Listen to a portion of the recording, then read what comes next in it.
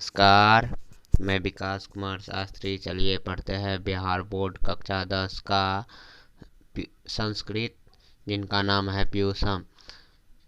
चलिए आज द्वितीय पाठ को पढ़ने जा रहे हैं।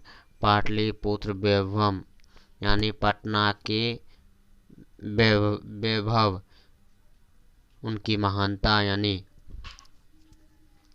चलिए उनका है। पहले संस्कृत पढ़ लेते हैं, उसके बाद हिंदी के साथ आप लोग को बता देंगे। बिहार राज्य राजधानी नगरम पाटलिपुत्र एवं सर्वेषु कालेषु महत्वम धारयत। बिहार राज्य के राजधानी नगर पाटलिपुत्र सभी कालों में महत्व धारण किए हुए हैं। अस्य इतिहासः सार्धसहस्रवर्ष परिमिता वर्तते। इसका इतिहास 2500 वर्ष से है। अत्र धार्मिक क्षेत्रम, राजनीतिक क्षेत्रम, उद्योग क्षेत्रम च विशेषेण ध्यान आकर्षकम। यहाँ धार्मिक क्षेत्र और राजनीतिक क्षेत्र और उद्योग क्षेत्र विशेष रूप से ध्यान आकर्षण किए हुए हैं। विदेशिका यात्रिणां मेघास्थाने फायां हुएं सांग इत्सिंह प्रभृति यह पाटलिपुत्रस्य वर्णनम स्वस्मरणग्रंथेषु चक्रुः। विदेशी यात्री मेघास्थाने फायां हुएं सांग इत्सिंह पर इत्यादि पाटलिपुत्र का वर्णन अपने अपने स्मरण ग्रंथों में किया, यानी डायरियों में किया।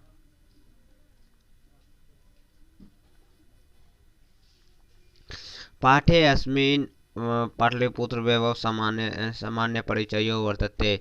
इस पाठ में पाटलिपुत्र वैभव का सामान्य परिचय है।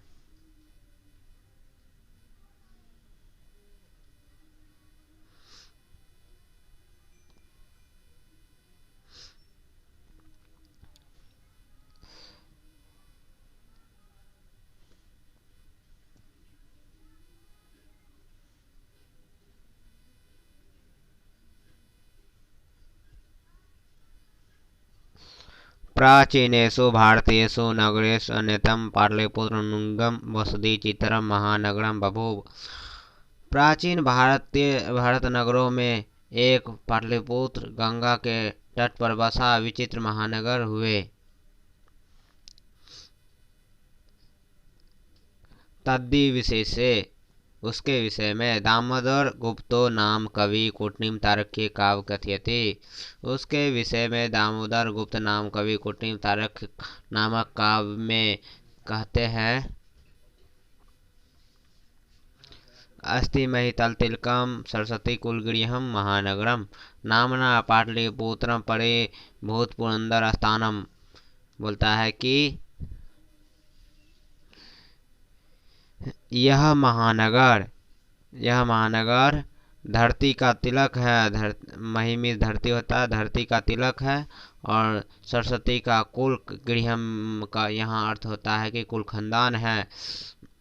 अस्ति मिसा है नाम यानी नाम से। यह महानगर पाटलिपुत्र के नाम से प्रसिद्ध है, जो इंद्र के शासन के जैसा है।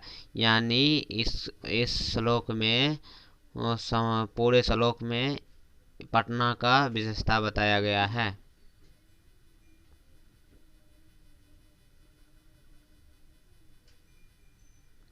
चलिए आगे पढ़ते हैं।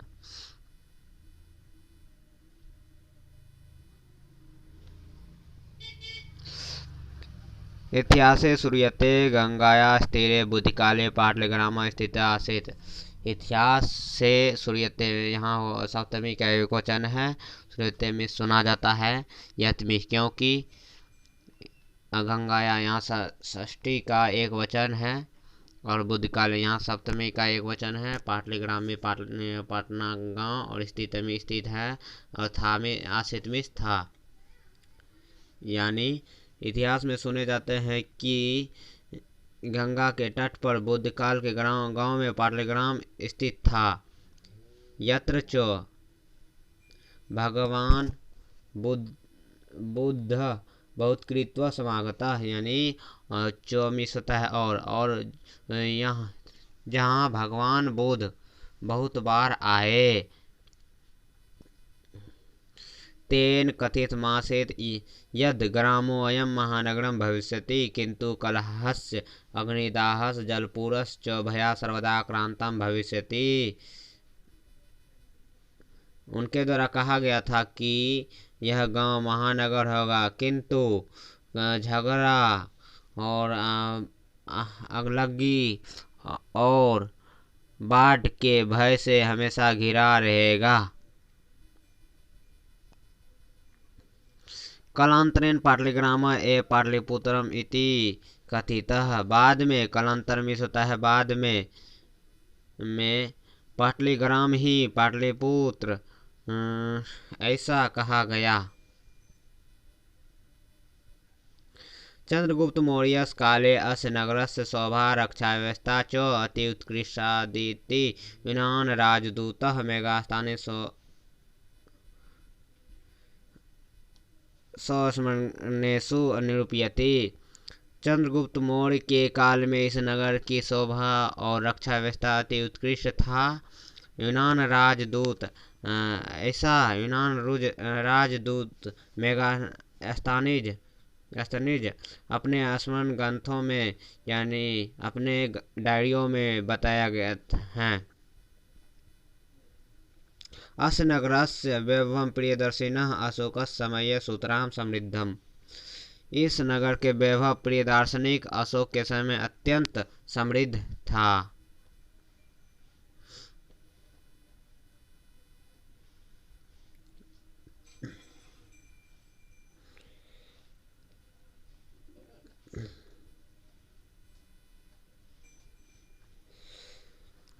बहुकालं पाटलिपुत्रस्य प्राचीना सरस्वती परंपरा प्रावर्तत इति राजशेखरः स्वकाव्यमीमांसा नामक कवि शिक्षा प्रमुखे ग्रंथे साधारणम् स्मरति। बहुत समय से पाटलिपुत्र का प्राचीन सरस्वती परंपरा चलते आ रहे थे, ऐसा राजशेखर अपने काव्य मीमांसा में नामक कवि शिक्षा प्रमुख ग्रंथों में आदर से याद किया है। अत्रोप वर्षाविः पाणिनि निपिंगलाविः व्याधि वररुचि पतंजलि इह परीक्षिता ख्यातिमुपजग्मु। यहाँ वर्षों से पाणिनि निपिंगल अपनी विद्वता के कारण बाघ की तरह दहाड़ते हैं। वररुचि पतंजलि यही परीक्षा दिया जाता है, ऐसा जाना जाता है, ऐसा ख्याति है, यानी ऐसा जाना जाता है। कतिपयेषु प्राचीन संस्कृत ग्रंथेषु पुराणादिषु पाटलिपुत्रस्य नामान्तरं पुष्पपुरं कुसुमपुरं वा प्राप्यते। कुछ प्राचीन संस्कृत ग्रंथों में पुराण आदि पाटलिपुत्र का नाम के बाद पुष्पपुर या कुसुमपुर प्राप्त हुआ।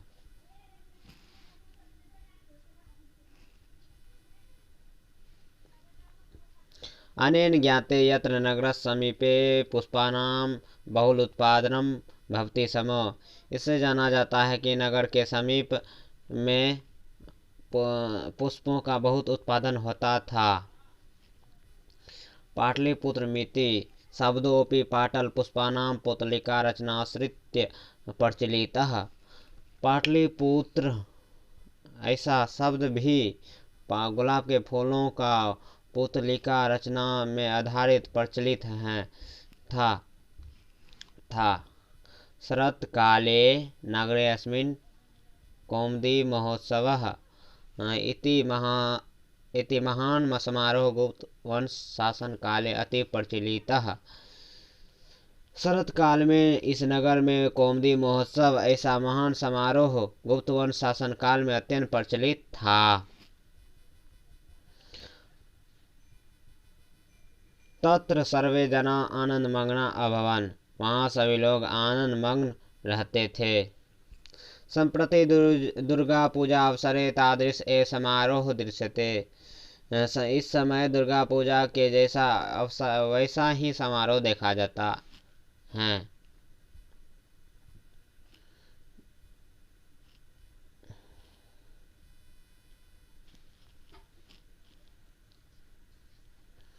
कालचक्र वसाद यद्यपि मध्यकाले पाटलिपुत्रम वर्षसहस्र परिमितम जीर्णताम अनुभूत, यानी समय बीतने कालचक्र के बाद आज भी मध्यकाल में पाटलिपुत्र 1000 वर्ष पीछे रह गए। तस्य संकेतः अनेकेषु साहित्यग्रंथेषु मुद्रारक्ष आदि लभ्यते। उसका संकेत अनेक साहित्य ग्रंथों में मुद्रारक्षस आदि ग्रंथों में प्राप्त होता है। मुगल वंश काले अस्य नगरस्य समुद्धारो जातः। मुगल वंश काल में इस नगर का उद्धार हुआ। आंग्ल शासन काले चो पाटलिपुत्रस्य उत्तरां विकासो जातः। अंग्रेजी के शासन काल में पाटलिपुत्र का अत्यंत विकास हुआ। नगरमिदं मध्यकाले एव पट्टनेति नामना प्रसिद्धिं गात। यह नगर मध्यकाल में ही पटना नाम से प्रसिद्ध हुआ। अयम चो शब्द पत्तनमिति शब्दा निर्गतः। यह शब्द भी पत्तन ऐसा शब्दों से निकला। नगरस पालिका देवी पटन देवी इति अद्यापि पूज्यते। नगर के पालिका देवी पटन देवी आज भी पूजे जाते हैं। संप्रति पाटलिपुत्रम पटना नाम नगरम अति विशालम वर्तते। बिहारस्य राजधानी चास्ति। इस समय पाटलिपुत्र अत्यंत विशाल है और बिहार की राजधानी है। अनुदिनम नगरस्य विस्तारः भवति। प्रत्येक दिन नगर का विस्तार होता है। अस्योत्तरस्यां दिशि गंगा नदी प्रवहति। इसके उत्तर दिशा में गंगा नदी बहती है। तस्या उपरि गांधी सेतूनाम एशिया महादेशस्य दीर्घतम सेतु किंचो रेलयान सेतुरपि निर्मीयमानो वर्तते। उसके ऊपर में गांधी सेतु एशिया महादेश का बड़ा सेतु है, किंतु अभी रेलयान सेतु अभी निर्माण में है।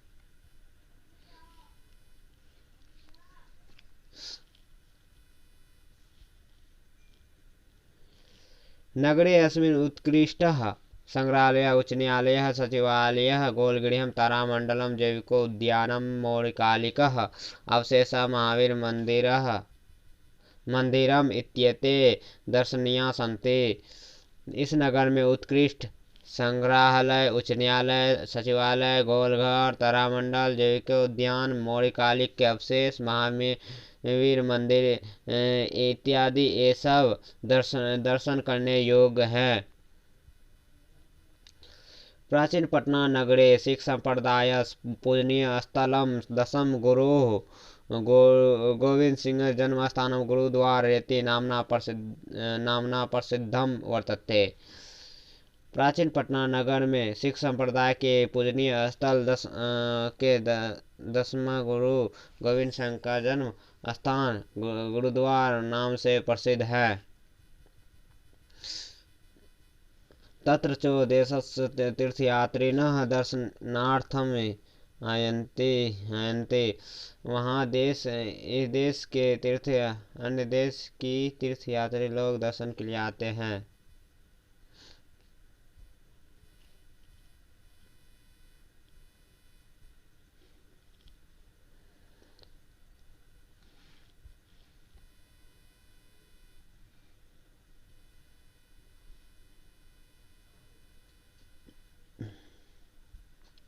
एवं पाटलिपुत्रं प्राचीन कालात् अद्यावधि विभिन्नेषु क्षेत्रेषु वैभवं धारयति।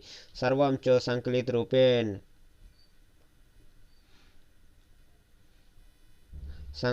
संग्रहालये दर्शनीयमिति। इस प्रकार पाटलिपुत्र प्राचीन काल से आज तक विभिन्न क्षेत्रों में वैभव धारण किए हुए हैं और सभी संकलित रूप से संग्रहालय में दर्शन करने योग्य हैं। पर्यटन मानचित्रे नगरमिदं महत्वपूर्ण। पर्यटन मानचित्र में यह नगर महत्वपूर्ण है, यानी पटना नगर महत्वपूर्ण है। तो आप लोग भी कहीं जाइएगा तो पटना जाइए घूमने। धन्यवाद।